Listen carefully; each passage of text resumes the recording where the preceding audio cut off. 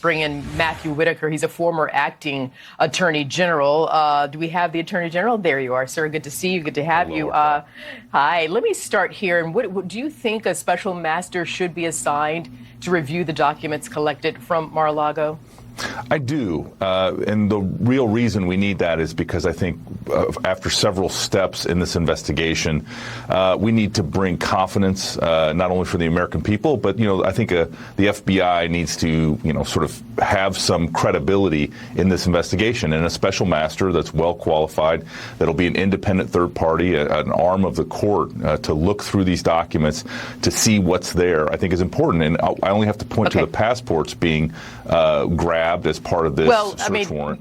Right, and you of course you know better than I do that things like passports will be collected if you're just grabbing whatever is in the boxes. I don't think the president knows everything's in the boxes, so that's already been returned to him. And I want to get to the FBI and your thoughts on the FBI in a minute. But first, I want to ask you your thoughts on Director Haynes's giving an assessment of the potential risk to national security posed by former President Trump storing those secret documents at Mar-a-Lago. I mean, will this provide answers to the many questions that are swirling around this case? I think the DNI has an important role in looking at to whether or not these documents, sort of how they were protected and what kind of potential damage they could have done if they were released, is an important piece. The thing I worry about as it's briefed to Congress is you have members of the Intel Committee that have been notorious leakers, including Adam Schiff. And I'm concerned that this is going to politicize even more this case when it should be above politics and just ultimately be about the facts and circumstances. Who bears the burden of proof at this juncture, and why? Well, there's no criminal case, and so, again, it's a credibility and integrity issue for the FBI, Arthel. I think, the FBI needs to demonstrate, and they haven't yet, that they are playing it by the rules and that they're not putting their thumb on the scale of justice. And why do you say that? Because, from what I understand in the process thus far, and please correct me if I'm wrong, is that the AG, they said, listen, you guys have some paperwork there that we want to have back because it belongs to the United States, to the government. So please give it back. Former President Trump's people said, okay, this is what we have. Take it. Yeah. Thank you very much. Then they come back. DOJ says, you didn't give us everything. Give it to us. And they didn't give everything, so we're showing up, and we're going to provide a legal search of your home. Yeah, well, there's a couple, I think, issues involved in what you just described. One is I certainly think the Department of Justice could have done a less intrusive means to obtain these documents. Again, it had been 18 months since the president had left office and 18 months since these documents had been at Mar-a-Lago. And so I just don't think that the exigency of the circumstances, necessitated the execution of a search warrant. I think there could have been other ways to resolve this matter. And I think the other thing is I read the unredacted portions of the affidavit. It appears to me to be very much a discussion and a disagreement about documents with the federal archives, and the issue of classification appears to be a pretext for that.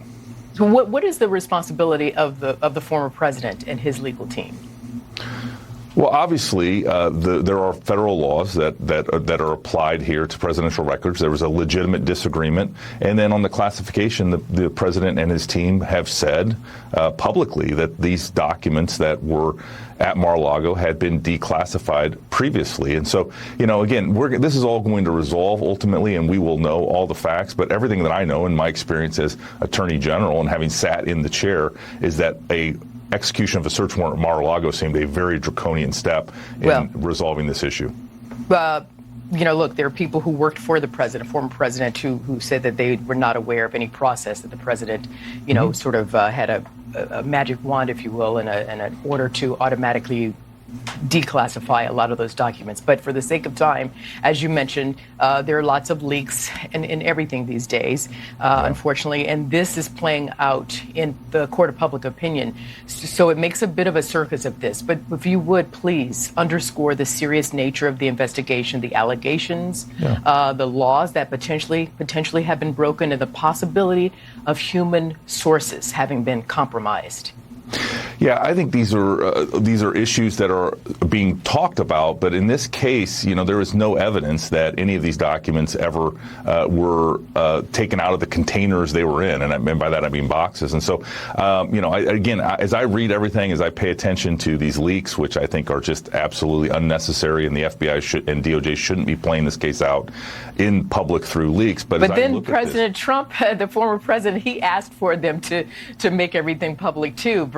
Release the affidavit. I mean, so but both sides leaks are playing. Much more selective, Arthel, and obviously are done solely to help the leakers. And so, I would love transparency. I would love more out there, and I think President Trump would too. But we can't have selective leaks that only help the Department of Justice try to prove their case in the. I understand your point, but I'm just saying quickly, and they're telling me to go. But this is serious. This is very serious, and for this to be just sort of played out in the public, in politicized as everything is. And I think we have to just step back and be patient to let this thing play out fully and completely so we can have proper answers and not speculation. Right. That's just but the making DOJ it is the one that took this unprecedented step that made it more serious than maybe it otherwise should have if it had been resolved outside of the public interest.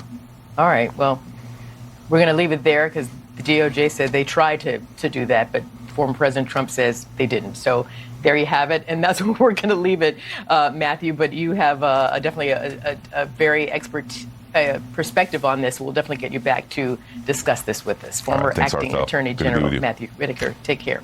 Eric. Well, now some